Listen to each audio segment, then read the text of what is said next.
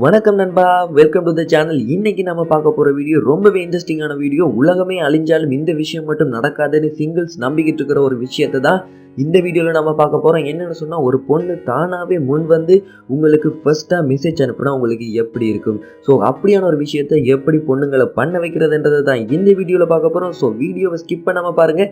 இதில் ஒரு சைக்காலஜிக்கல் கான்செப்டை பற்றி தான் நான் எக்ஸ்பிளைன் பண்ண போகிறேன். மறக்காமல் வீடியோக்கு ஒரு லைக்கும் போட்டு, இந்த சேனலுக்கு நீங்கள் புதுசாக இருந்தீங்கன்னா சேனலை சப்ஸ்கிரைப் பண்ணி பக்கத்தில் இருக்கிற பெல் ஐக்கனையும் ப்ரெஸ் பண்ணிடுங்க. எனக்கு ரெகுலராக வரக்கூடிய கமெண்ட்ஸில் பசங்க சொல்லக்கூடிய ஒரு சில கம்ப்ளைண்ட்ஸ் என்னென்னு பார்க்கலாம். நம்பர் 1, ஒரு பொண்ணுக்கு மெசேஜ் பண்ணால் அதை சீன் பண்ணிவிட்டு அந்த பொண்ணு ரிப்ளையே பண்ண மாட்டேன்றாங்க. நம்பர் 2, ஒரு பொண்ணுக்கு மெசேஜ் பண்ணால் அந்த பொண்ணு கேகே மட்டும்தான் போடுறாங்க, அதுக்கு ஒழுங்காகவே ரெஸ்பான்ஸ் பண்ண மாட்டேன்றாங்க. நம்பர் 3, அந்த ஒரு பொண்ணுக்கு மெசேஜ் பண்ணால் அவங்க நல்லா ரிப்ளை பண்ணுறாங்க, ஆனால் அவங்களாவே ஃபர்ஸ்ட்டாக வந்து எப்போவுமே மெசேஜை ஸ்டார்ட் பண்ண மாட்டேன்றாங்க. ஸோ இந்த 3 விஷயத்தையுமே பசங்க வந்து ஆல்ரெடி நிறைய கம்ப்ளைண்ட்ஸாக கொடுத்துட்டாங்க. இருந்தாலும் இந்த 3வது விஷயம், அதாவது பொண்ணுங்க நல்லா பேசுகிறாங்க ஆனால் ஃபர்ஸ்ட்டாக வந்து மெசேஜ் பண்ண மாட்டேன்றாங்க. ஸோ அதுக்கான சொல்யூஷன் என்னன்றது தான் நான் இங்கே எக்ஸ்பிளைன் பண்ண போகிறேன். ஸோ அதுக்கு நாம் யூஸ் பண்ண போகிற கான்செப்டோட நேம் என்னன்னு பார்த்தீங்கன்னா ஸ்கேர்சிட்டி கான்செப்ட். ஸோ இந்த கான்செப்ட் என்னன்றதை நான் பக்காவாக எக்ஸ்பிளைன் பண்ணுறேன். அதாவது ஒரு விஷயம் நமக்கு ரொம்பவே பற்றாக்குறையாக இருக்குதோ அந்த விஷயம் தான் ரொம்பவே டிமாண்டடான ஒரு விஷயமாகவும் இருக்கும்.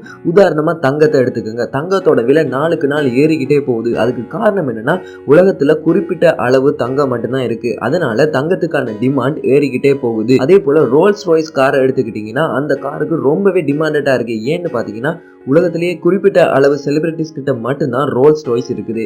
அதனால தான் ரோல்ஸ் ராய்ஸ் கார் மேலே எல்லாருக்குமே பயங்கரமான ஒரு கிரேஸ் இருக்குது.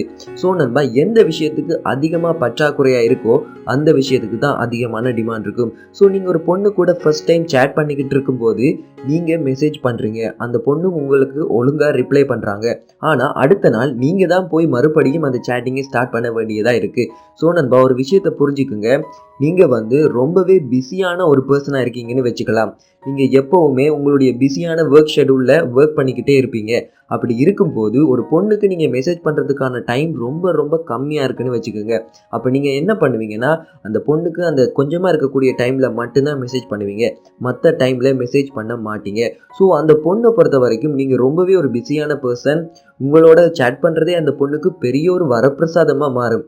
ஏன் நான் அப்படி சொல்கிறேன்னு சொன்னால், நீங்கள் டெய்லி ஃப்ரீயாக இருக்கிற ஒரு பர்சனாக இருந்தீங்கன்னா 24 மணி நேரமும் அந்த பொண்ணு போடுற மெசேஜுக்கு உடனே ரிப்ளை பண்ணிக்கிட்டு இருப்பீங்க. அதே போல் நீங்கள் மெசேஜ் பண்ணணும்னு இன்ட்ரெஸ்ட் காட்டிக்கிட்டே இருப்பீங்க.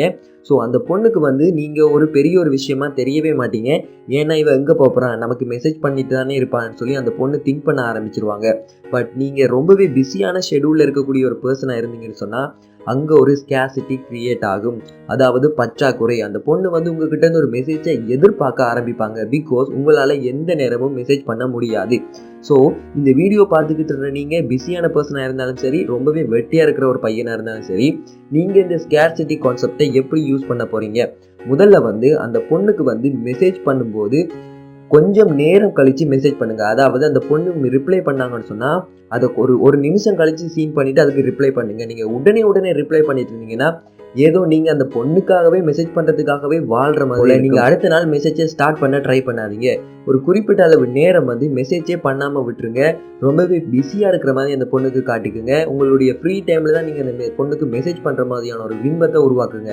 அப்படி உருவாக்கும் போது நீங்கள் ரொம்பவே ஒரு பிஸியான ஷெடியூலில் இருக்கீங்க. ஸோ உங்கள் கூட கதைக்கிறது அந்த பொண்ணுக்கு வந்து ஒரு முக்கியமான டிமாண்டடான விஷயமா மாறும். ஸோ அந்த பொண்ணே உங்களுக்கு ஃபர்ஸ்ட் டைம் மெசேஜ் பண்ணுறதுக்கு 99.9% சான்ஸ் இருக்குது நண்பா. ஸோ இந்த ஸ்கேர்சிட்டி கான்செப்டை கரெக்டாக யூஸ் பண்ணிங்கனாலே போதும்.